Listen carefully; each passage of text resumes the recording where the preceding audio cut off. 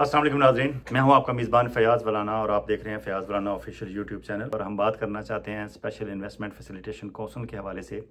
पाकिस्तान के हमारे army chief Asim Munir साहब ये जो सऊदी अरब भागे भागे जा रहे हैं और सऊदी अरब से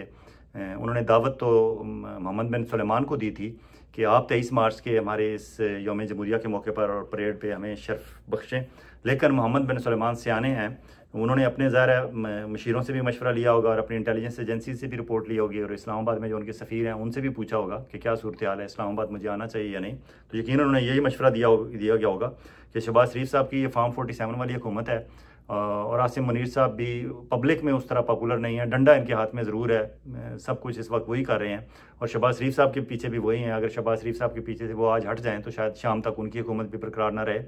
लेकिन पब्लिक में पॉपुलैरिटी इमरान खान की है, इसलिए टेबल टर्न्स होते हुए देर नहीं लगती। किसी वक्त भी टेबल टर्न्स हो सकती हैं पाकिस्तान में। तो फिर अगर आज आप आएंगे इस तरह और फिर ये जिस तरह के कलाबे में लाते हैं शहबाज शरीफ साहब, आपको याद होगा एक दफ़ा जब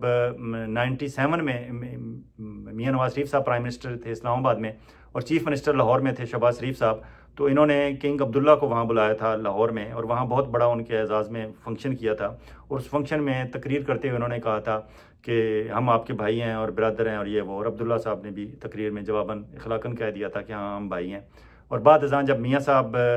अटक किले में बंद हो गए थे उस त्यारा साजिश केस में, तो फिर हुसैन नवाज़ और मरियम नवाज़ शुजाअत अज़ीम के वास्ते से सऊदी अरब जाके किंग से मिली थी और वहाँ जाके रोई थी। और इन्होंने कहा था कि आपको याद होगा आप लाहौर आए थे तो और आपने कहा था कि नवाज़ शरीफ और शहबाज शरीफ मेरे भाई हैं। अब आपको पता है कि आपका भाई किस साल में है, आपका भाई अटक किले में बंद है और मुशर्रफ बड़ा जुल्म डा रहा है आपके भाई पे। तो फिर वो रास्ता एक बना था। तो ये कलाबे तो मिलाते हैं। तो उन्हें बताया गया था कि आप इस्लामाबाद जाएंगे तो ये शहबाज शरीफ साहब फिर कलाबे में लाएंगे उसी तरह। लेकिन ये गैर मकबूल प्राइम मिनिस्टर हैं, इनकी उस तरह पाकिस्तान में मकबूलियत नहीं है। पाकिस्तान के अवाम की अक्सरियत इमरान खान के साथ है, बेशक वो बिहाइंड दी बार है, लेकिन उससे तासर ये जाएगा कि शायद हम इमरान खान के मुखालिफ हैं या आप इमरान खान के मुखालिफ हैं। क्यों कि इमरान खान के मुखालिफिन के साथ जाके बैठना और फिर उनके इस तरह के कलाबे में लाना और तारीफ़ें करना और भाई भाई ज़बरदस्ती के भाई बनना, शहबाज शरीफ साहब को मलका हासिल है इसमें। तो वो एक तासर ये मिलेगा कि शायद शहबाज शरीफ और आसिम मुनीर अगर इमरान खान के ख़िलाफ़ हैं तो आप भी ख़िलाफ़ हैं, तो इसलिए आप एहतियात करें। और मोहम्मद बिन सुलेमान ने शायद यही एहतियात की है। अलबत्ता उन्होंने खालिद बिन सुलेमान जो वज़ीर दिफा भी हैं और शायद वज़ीर ख़ारजा भी हैं उन्हें भेजा है और उनका ही आना भी बड़ी बात है। लेकिन उस तरह ये बात इल्ज़ाम उन पर नहीं आ सकता। अगर मोहम्मद बिन सुलेमान खुद आते तो फिर यकीनन PTI वाले या इमरान खान या ये सारे लोग सोचते कि मोहम्मद बिन सुलेमान शायद पार्टी बन चुके हैं और वो पार्टी कभी भी नहीं बनेंगे इस तरह की सूरत हाल में, जब उन्हें ये भी पता है कि पॉपुलैरिटी का जो ग्राफ है उसमें इमरान खान का और शहबाज शरीफ का इमरान खान के साथ कोई मुकाबला ही नहीं है। पाकिस्तान की अक्सरियत इमरान खान के साथ है, इसलिए वो नहीं आए। यानी हम बात कर रहे थे कि कॉर्पोरेट फार्मिंग में अफ्रीका में तजर्बा नाकाम हुआ। अमेरिका की रियासत एरिज़ोना में उन्होंने फॉडर की उगाया था, उसमें नाकामी हुई, चारा होता है। इंडिया में कोशिश की गई कि वहाँ टाटाज और अंबानीज को जमीनें दी जाएं, लेकिन वहाँ किसान उठ खड़े हुए। और आपको याद होगा कि न्यू दिल्ली में वो हुकूमत फेडरल गवर्नमेंट जो उनका है, मैंने देखा हुआ है वो उसका ईवान का एक ख़ास नाम है, जहाँ उनके सारे मेन सेक्रेटेरिएट है, प्रेसिडेंट और प्राइम मिनिस्टर के ऑफिस हैं, वहाँ बाहर आके न्यू दिल्ली में किसान बैठे रहे और 6 महीने तक बैठे रहे, मर्द और औरतें बैठे रहे उनके। और उसके बाद फिर मोदी गवर्नमेंट, हालांकि बड़ी मोदी गवर्नमेंट आपको पता है वन साइडेड किस्म के फैसले करने में मोदी साहब बड़े हट धर्म वाक़या हुए हैं, जिस तरह उन्होंने कश्मीर पे कब्जा कर लिया और जिस तरह के वो सख्त फैसले करते हैं। लेकिन किसानों के सामने उनकी एक ना चली, क्योंकि वहाँ किसान ये समझते थे कि ये कॉर्पोरेट सेक्टर से अंबानीज एंड टाटा ज़मीनें लेके यहाँ से जो भी पैदा करेंगे फिर इन पे हमारा कंट्रोल नहीं रहेगा, पता नहीं वो क्या करेंगे। और वही खदशा जो यहाँ अफ्रीका में हुआ है और अब जो कैसर बंगाली साहब जिस खदशे का इज़हार कर रहे हैं कि हमारी अपनी मुल्क की ज़रूरत पूरी नहीं होगी, यहाँ से उगा के लोग बाहर ले जाएंगे और वहाँ बाहर महंगे दामों एक्सपोर्ट करके बेचेंगे, डॉलर कमाएंगे, हमारे पल्ले कुछ नहीं आएगा। तो ये अमेरिका की रियासत एरिज़ोना, अफ्रीका में और इंडिया में ये कॉर्पोरेट फार्मिंग अभी तक ये सिलसिला कामयाब नहीं हो सका। एनी हो, आसिम मुनीर साहब या हमारी मिलिट्री वाले अगर सोच रहे हैं तो उन्हें इस बात पे भी गौर करना चाहिए कि क्यों ये सारी दुनिया में कामयाब नहीं हुआ और हमारे पास कैसे कामयाब हो सकता है। एनी हो, SFIC वालों को एक और रिपोर्ट इनको उस पर गौर करना चाहिए। पाइड एक हमारा इदारा है इस्लामाबाद में, Pakistan institute of development economics, बहुत अच्छा इदारा है और इकोनॉमिक डेवलपमेंट के हवाले से उनकी रिपोर्ट्स बड़ी मुस्तनद होती हैं। ये शबर जैदी साहब जैसे लोग जो है ये पाइड की प्रोडक्ट हैं। मैं शबर जैदी साहब को उस वक्त जानता हूं जब मैंने 90s में नई नई रिपोर्टिंग शुरू की थी और मैंने अपना career as a commerce reporter start किया था। तो शबर जैदी साहब वहाँ रिसर्च ऑफिसर थे उस वक्त पाइड में, और ये मीडिया को भी देखते थे। मेरा इनसे मुसलसल रब्ता रहता था 90s से। तो ये लोग शबर जैदी साहब जैसे इकोनॉमिस्ट जो हैं ये पाइड से आए हैं। पाइड इस वक्त भी एक मुस्तनद इदारा है, उनकी एक रिपोर्ट है और उन्होंने उस रिपोर्ट में कहा है कि पानी के कमी वाले जो ममालिक हैं पाकिस्तान उनमें तीसरे नंबर पर आ गया है। और अगर हालात यूं ही रहे और हमने कोई प्लानिंग ना की और इंडिया के साथ जो हमारे पानी का मामला है उसका कोई तस्फिया हमने आलमी अदालतों में जाके या वैसे बायलैटरल गुफ्तगू करके हमने कोई मामला हल ना किया पानी का, तो 2025 के आखिर में पाकिस्तान मुकम्मल तौर पर पानी की किल्लत का शिकार मुल्क करार दे दिया जाएगा। अल्लाह रहम करे कि हमारे हुक्मरानों को जो पहले पानी वाला मसला सॉल्व करना है वो करें, एग्रीकल्चर बाद की बात होगी, क्योंकि पानी नहीं होगा तो आप ये चोलिस्तान के रेगिस्तान को आबाद करना चाहते हैं वो नहीं कर सकेंगे। और वो झगड़ा जो इरसा के चेयरमैन जफर महमूद को लगवाने से पैदा हुआ, और ये बताया जाता है कि इरसा का चेयरमैन जफर महमूद साहब को लगवाया भी हमारी मिलिट्री स्टैब्लिशमेंट वालों ने था, क्योंकि वो अपनी मर्जी का उनसे काम लेना चाहते थे। और ये जो पानी पंजाब से गुजर के सिंध जा रहा था, रास्ते में चोलिस्तान को आबाद करना था, लाखों एकड़ ज़मीन, तो वहाँ वो अपनी मर्जी से पानी की उन्होंने डिवीजन करानी थी, वहाँ कैनाल लिंक्स बनानी थी। तो जरदारी साहब और सिंध गवर्नमेंट ने बर वक्त उसकी निशानदेही की, बल्कि लिटरली थ्रेट किया शहबाज शरीफ साहब को कि अगर आप इरसा के चेयरमैन जफर महमूद साहब को हटाएंगे नहीं तो हम आपसे अलग हुकूमत से अलग हो जाएंगे, अपनी हमायत हम पीछे खींच लेंगे। तो मजबूरन विद इन 24 आवर्स शहबाज शरीफ साहब को इरसा के चेयरमैन जफर महमूद की तैनाती को वापस लेना पड़ा। एनीहो, अब सऊदीया के साथ हमने दो ऑप्शंस उनको दी हुई हैं, और भी होंगी लेकिन मेन ये दो ऑप्शंस हैं। एक ये कि लाखों एकड़ जमीन उन्हें हम कह रहे हैं कि आप 100 साल के लिए लीज पर ले लें, और दूसरी ऑप्शन उन्हें दी गई है 50-50% की पार्टनरशिप पे जॉइंट वेंचर कर लें। ज़्यादा इम्कान जॉइंट वेंचर की तरफ है, क्योंकि लीज वाले मामले पे सऊदीया वाले भी इतने मुतमईन नहीं नज़र आ रहे। जॉइंट वेंचर पे वो चाहते हैं कि ठीक है आपका भी इंटरेस्ट रहेगा तो शायद हमारे साथ जो रुकावटें होंगी, जो मसाइल होंगे, उसमें आप शायद हमारे साथ खड़े होंगे और पाकिस्तान आर्मी साथ खड़ी होगी, गवर्नमेंट पाकिस्तान साथ खड़ी होगी। एनीहो, जैसा कि गुज़श्ता व्लॉग के कमेंट सेक्शन में आपने भी तजावीज़ दी हैं और कुछ मैंने भी तरतीब दी हुई थी, उसमें हमारी तजवीज़ हम अपने फॉर्म से ये कहते हैं कि इन्हें चाहिए हमारी गवर्नमेंट को कि कौमी असम्बली और सूबाई असम्बलियों की सतह पे इस पर बाकायदा डिस्कशन की जाए, बहस की जाए कि ये जो कॉर्पोरेट फार्मिंग करने हम जा रहे हैं हमें किस तरह करनी चाहिए। दूसरा, थिंक टैंक्स अगर कोई पाकिस्तान में मौजूद हैं थिंक टैंक्स, तो उन्हें इन्वॉल्व एक्टिव किया जाए और वहाँ डिस्कशन होनी चाहिए। फिर मीडिया को यूज़ किया जाए जितना कर सकते हैं, क्योंकि उसका फ़ायदा ये होगा, एक तो कौमी इत्तेफाक राय पैदा करने में मदद मिलेगी, लोगों की इन्वॉल्वमेंट होगी, लोग कहेंगे हमारी बात सुनी जा रही है, हमारी बात ज़ेरे बहस लाई जा रही है, एटलीस्ट उस पर गौर किया जा रहा है, तो शायद कोई दरमियान का रास्ता निकल आए जिससे किसान भी हमारे खुश हों, पब्लिक भी खुश हो और हम उनके साथ कोई बेहतर डील भी कर सकें। दूसरा फ़ायदा ये कि नेगोशिएशन अगर आप चीन के साथ कर रहे हैं या सऊदी अरब से, जब आप पब्लिक का प्रेशर इधर शो करेंगे इन थिंक टैंक्स के जरिए, कौमी असम्बली के जरिए, सूबाई असम्बलियों में डिस्कशन के जरिए और मीडिया के जरिए डिस्कशन होगी और पब्लिक का एक प्रेशर नजर आएगा, तो जो भी नेगोशिएटिंग टेबल पे बैठा होगा चीन और सऊदी अरब के साथ हमारी हुकूमत का बंदा या मिलिट्री एस्टैब्लिशमेंट का बंदा, वो उन्हें कह सकेगा कि ये टर्म्स एंड कंडीशंस हमारी मर्जी की आप एक्सेप्ट करें, क्योंकि देखें पब्लिक का बहुत प्रेशर है और प्रेशर कई दफ़ा अच्छा रिजल्ट लेने के लिए जनरेट भी किया जाता है, लेकिन ये सियासी हुकूमतें करती हैं जब सारा मामला फौजियों के पास हो, और फौजियों का तो आपको पता है एक ही उसूल होता है कि हर चलती चीज़ को सलूट करें और हर खड़ी चीज़ को चूना कर दें। जिस तरह फौजियों के एरिया में जाएं तो हर दरख्त पे चूना हुआ होता है, तो वो खड़ी चीज़ को चूना कर देते हैं, चलती चीज़ को सलूट कर देते हैं। इस तरह के मामला तो इस तरह की साइंसें और इस तरह की सियासत पे उनका गौर नहीं होता। लेकिन अब अगर इस काम में आप आ ही गए हैं तो आपको ये करना पड़ेगा, वरना इस तरह के आप मुआहदे जल्दी जल्दी में कर देंगे, जिस तरह के जल्दी के मुआहदे हमने 90 की दिहाई में, पहले मोहतरमा बेनज़ीर भुट्टो जब प्राइम मिनिस्टर थी उन्होंने, और बाद मियां नवाज शरीफ साहब ने IPPs के साथ किए थे, इंडिपेंडेंट पावर प्रोड्यूसर के साथ, जिनसे हमने महंगे दामों बिजली खरीद ली और उसके कैपेसिटी चार्जेस आज तक हम भुगत रहे हैं। इसलिए बिजली हम कम खर्च करते हैं और हम में से हर शहरी 20,000, 30,000, 40,000 माहाना बिल दे रहा है। अफरा तफरी में किए हुए फैसले बाद में पूरी कौम को भुगतने पड़ते हैं। इसलिए ये जो भी आप कॉर्पोरेट फार्मिंग करना चाहते हैं, चाहे चीन के साथ करें, सऊदी अरब के साथ करें, अफरा तफरी में ना करें, इसे बाकायदा कौमी इत्तेफाक राय पैदा करके करें, शायद उससे बेहतर कोई रिजल्ट आ जाए। यानी और जिस तरह की आप लोगों ने कमेंट सेक्शन में कहा कि फौज को बैरक्स में वापस जाना चाहिए, बिल्कुल वापस जाना चाहिए, लेकिन ये बात शहबाज शरीफ साहब, जरदारी साहब और हमारी इस वक्त जो बैठी हुई हुकूमत है, इलेक्टेड गवर्नमेंट तो मैं नहीं कहूंगा, हाँ धांधली के जोर पे जो हुकूमत बैठी हुई है, जो फॉर्म 47 वाली गवर्नमेंट बैठी हुई है, अगर उनमें थोड़ी बहुत कोई सियासी अकल, शऊर या दूरअंदेशी हो तो वो बात करें, वो कहें कि हुजूर आप वापस बैरिक्स में जाएं अपने में, हमें ये काम करने दें, हम ये कर लेते हैं, जहां हमें आपकी हेल्प चाहिए होगी हम आपसे ले लेंगे। लेकिन इनमें तो हिम्मत नहीं है, इसलिए आसिम मुनीर साहब जाके नेगोशिएट कर रहे हैं, आसिम मुनीर साहब डील कर रहे हैं बगैर प्राइम मिनिस्टर से पूछे बताए, बगैर प्राइम मिनिस्टर के वजीर दिफा को, वजीर खारजा को, वजीर ख़जाना को, वजीर फूड सिक्योरिटी को, किसी को भी साथ लिए बगैर खुद ही जाके सारे मामला कर रहे हैं। और शहबाज शरीफ साहब देख रहे हैं, शायद शहबाज शरीफ साहब के अभी सेनेटर बनने दें मोहसिन नकवी साहब को, उसके बाद शहबाज शरीफ साहब की जो काबिल रहम हालत होगी वो देखने वाली होगी। और शहबाज शरीफ साहब के लिए बहुत सारे मसाइल उनका इंतज़ार कर रहे हैं, सिर्फ फैसले रुके हुए हैं, चीज़ें रुकी हुई हैं सेनेट के इलेक्शन तक, क्योंकि सेनेट के इलेक्शन होने तक जितनी जोड़ तोड़ हमारी मिलिट्री एस्टेब्लिशमेंट वालों ने करनी है वो कर लेंगे, जितनी जोड़ तोड़ जरदारी साहब ने करनी है वो कर लेंगे, जितनी कहीं नज़र है मौलाना फजल रहमान साहब की या किसी और की, एक आध सेनेटर उन्होंने भी बनवाने होंगे अपने बलूचिस्तान से, 1 2 3 बन जाएंगे, बाकियों की भी जितने लेन देन के मामला हैं वो हो जाएं। जब ये सारे हो जाएंगे तो उसके बाद शहबाज शरीफ साहब को पता चलेगा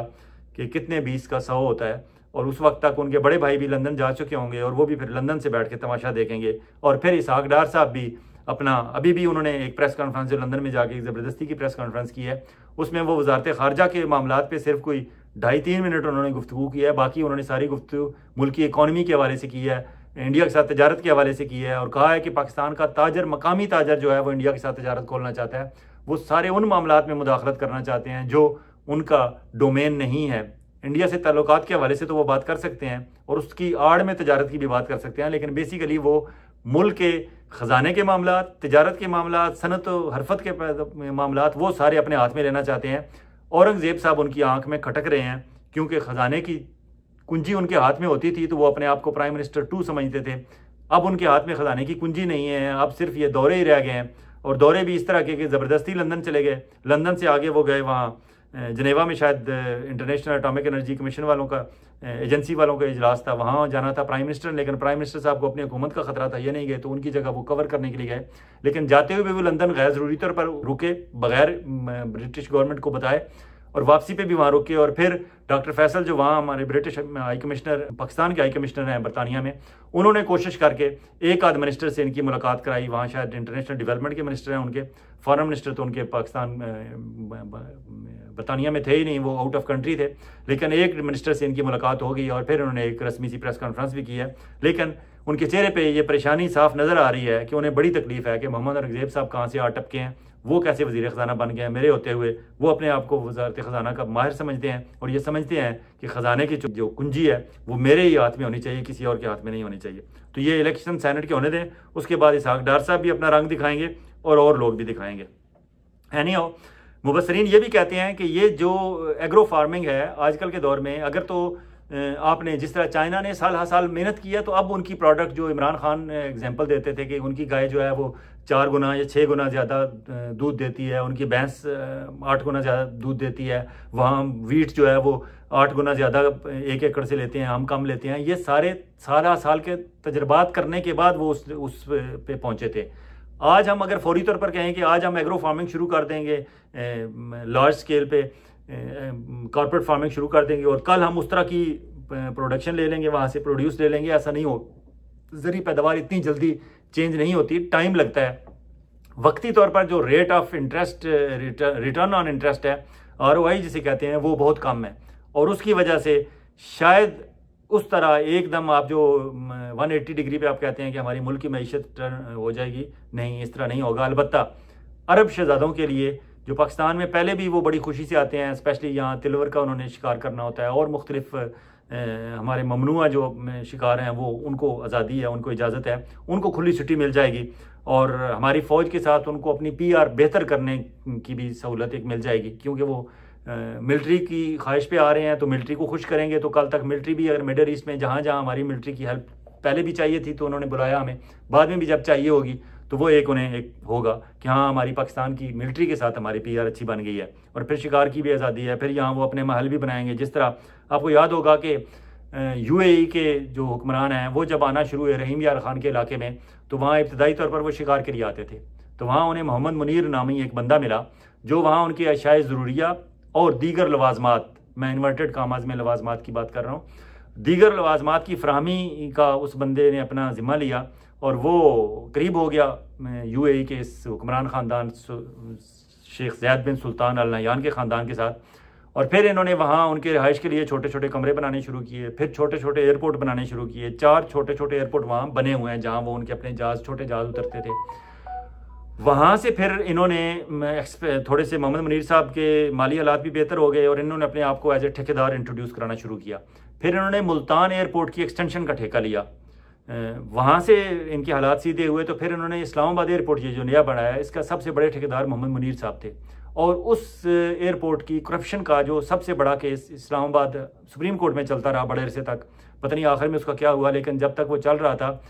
54 अरब रुपया, 54 अरब रुपए की करप्शन का केस था वो, और मोहम्मद मुनीर साहब उसमें मुलजम नंबर 1 थे। भुगते रहे वो केस बड़े अरसा, लेकिन बाद अज़ां वो मोहम्मद मुनीर साहब जिन्होंने काम थोड़े थोड़े दीगर लवाजमात और शायद ज़रूरिया रहीम यार खान में इन UAE के हुक्मरानों को फराम करने से आगे हुए थे,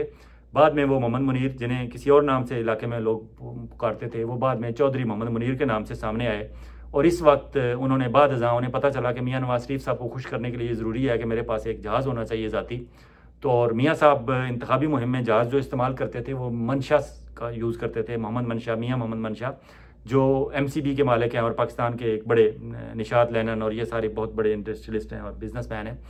तो मंशा साहब का जहाज़ निशात 5 जिसका नंबर है, निशात उनकी मिसेस का नाम है, तो उन्होंने उस जहाज़ का जो नाम है वो निशात 5 रखा हुआ है। निशात 5 मियाँ साहब को पसंद है तो वो उस पर अपनी इंतखाबी मुहिम चलाते हैं। तो चौधरी मोहम्मद मुनीर साहब क्योंकि बड़े स्कीमेटिक शख्स हैं, इन्होंने बाकायदा स्कीम लड़ाई और इन्होंने मंशा साहब से निशात 5 ख़रीद लिया, जहाज़ ही ख़रीद लिया। और ज़ाहिर है उनका वो पुराना हो गया था, या वो चेंज करना चाहते थे, या इन्होंने अच्छी ऑफ़र की, ले लिया इन्होंने। बाद जब इलेक्शन आए, शायद वो 97 के इलेक्शन थे, जब इलेक्शन आए तो मियाँ मोहम्मद ये चौधरी मुनीर साहब हाज़िर हो गए और उन्होंने कहा जनाब मेरा जहाज़ हाज़िर है इंतखाबी मुहिम में। तो उन्होंने बताया गया, मियाँ साहब का बताया गया कि मियाँ साहब तो निशात 5 के अलावा किसी और जहाज़ पे नहीं बैठते, इंतखाबी मुहिम उसी पे करते हैं। तो उसने कहा हजूर निशात 5 ही मैं लेके आऊँगा, निशात 5 ही होगा। और निशात 5 पे मियाँ साहब ने इंतखाबी मुहिम शुरू कर दी। और बाद जहाँ पता चला कि निशात 5 के ओनर अब चौधरी मोहम्मद मुनीर साहब हैं। चौधरी मोहम्मद मुनीर साहब इस तरह करीब हुए मियाँ साहब के, और बाद जहाँ करीब होते होते फिर उन्होंने मरियम नवाज़ की बेटी के साथ अपने बेटे राहिल मुनीर की शादी का, वो एक अलग किस्सा है, उस पर फिर किसी दिन बात कर लेंगे, लेकिन नहीं आओ। फिर इन्होंने अपने बेटे राहिल मुनीर की शादी मेहरुन्निसा जो साहबजादी हैं मरियम नवाज़ की, उनके साथ शादी हुई। और अब ये मरियम नवाज़ के समधी हैं चौधरी मोहम्मद मुनीर साहब, और अब सारा इख्तियार पंजाब का उनके हाथ में ही है।